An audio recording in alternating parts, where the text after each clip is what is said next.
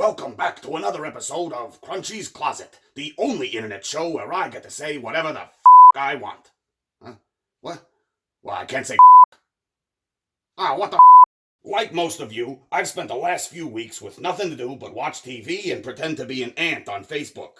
So for a while there, I thought about putting together an educational video about ants and how they fit into a healthy ecosystem. But I've done educational videos 2 weeks in a row now, which borders dangerously close to a violation of my parole. So this week we're gonna switch gears and talk about some low-stakes pop culture stuff. And hey, I've been thinking, you know who's kind of a terrifying monster? Yoda. Yoda is a cartoon goblin from the Star Wars universe. He's sometimes depicted as a puppet, which sounds like a made-up thing humans invented to convince themselves that I'm not real. Yoda is the oldest and wisest of the Jedi Masters, who are basically librarians with nuclear command codes. Yoda commands the Force, which is like Wi-Fi for your fist. By tapping into an invisible energy field that binds all living things, Yoda is able to move objects, sense the thoughts and feelings of others, and see the future. In spite of all this, Yoda is also kind of a short-sighted jerk who has trouble relating to those around him. For example, here he is giving advice to a colleague about their understandable fear of pain, suffering, and death. Death is a natural part of life. Rejoice for those around you who transform into the Force. Mourn them do not. Miss them do not. Attachment leads to jealousy. Train yourself to let go of everything you fear to lose. Sorry, but what kind of advice is that? You know how vampires get more evil as they age? When you've seen thousands of people born, grow up, and die while you remain mostly the same, it's a lot easier to shrug and say, well, that's what happens to everyone eventually. What difference does it make if it happens now or later? It's not like anyone's even going to remember this a century from now. Well, that's Yoda. Yoda lives for 900 years, and he spent most of it killing folks with a laser sword. Of course he thinks it's stupid to get attached to people. Life for him is brutal and short for everyone but Yoda. From his perspective, all these kids he's training may as well be dead by lunchtime. Do you think Yoda gives a shit about this kid? Oh, look at that, I can say shit. On what basis could they possibly form a genuine connection? Remember when a bunch of men in their 40s shit their pants because Billie Eilish didn't know about Van Halen?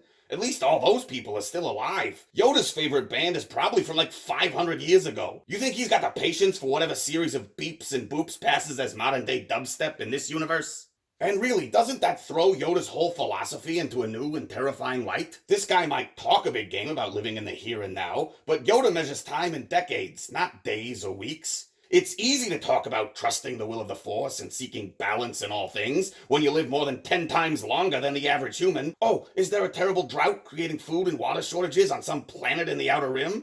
Don't worry, we just need to give the ecosystem like 70 years and the universe will naturally balance itself. Just don't let the huge number of people that starve to death in the interim bum you out, because that way leads to the dark side. And look, all this would be forgivable if Yoda at least had some kind of plan, or was tapping into some kind of deeper wisdom inaccessible to the rest of us. But he's not. He spends the first 3 movies sitting on a pillow and waiting for the universe to give him instructions. And while Space Lebowski here is zonked out in his chambers, what's the bad guy doing? Orchestrating the destruction of the Jedi Order, the fall of the Republic, and the rise of a fascist empire. Hey, Yoda, maybe you should put down the White Russian and log some hours as a defender of peace and justice. Like, literally, all your friends are dying. Then in the original trilogy, Yoda tries to make up for his mistakes by manipulating a hunky farmhand into murdering his own father. You remember how Luke believes Darth Vader can still be redeemed? Guess who's not on board with that plan? If once you start down the dark path, forever will it dominate your destiny. Consume you it will. Years of sectarian fighting has permanently warped Yoda's worldview, so that the only outcome he's capable of envisioning is one where one side wipes out the other. How did Obi-Wan put it in Revenge of the Sith? Only a Sith deals in absolutes. It doesn't seem like there's a lot of room for gray area in Yoda's philosophy, is what I'm saying. Then Yoda dies and becomes an all-powerful, self-aware ghost, which, to be fair, does explain why he's so eager for people to become one with the Force. Yoda essentially gets to live forever, using the collective energy of every person in the universe as fuel for whatever display of godlike power it strikes his fancy to create. Newsflash, Fingerbrain. Most people don't get to do that. Maybe part of the reason Anakin was so upset his wife was going to suffer and die is because he didn't much like the idea of her life essence getting thrown back on the pile, while you and your closest friends get to come back as Tupac holograms and spend eternity watching people shower. So, that's Yoda. An immortal parasite who pulls the strings of those who are alive and feeds off the energy of those who are dead.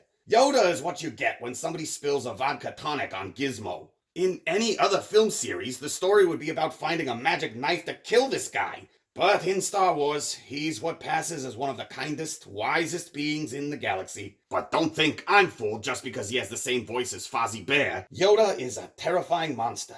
An inhuman homunculus that can't understand the subtle intricacies of human emotion, and instead tries to twist the galaxy into acting as a battery for his deathless eternity.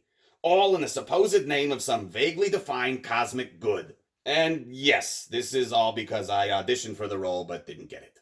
Well, thanks for joining me for another edition of Crunchy's Closet. Thanks for putting up with this nonsense. Stay safe, take care of each other, and I will see you next time, just as soon as I figure out how to get it to let me say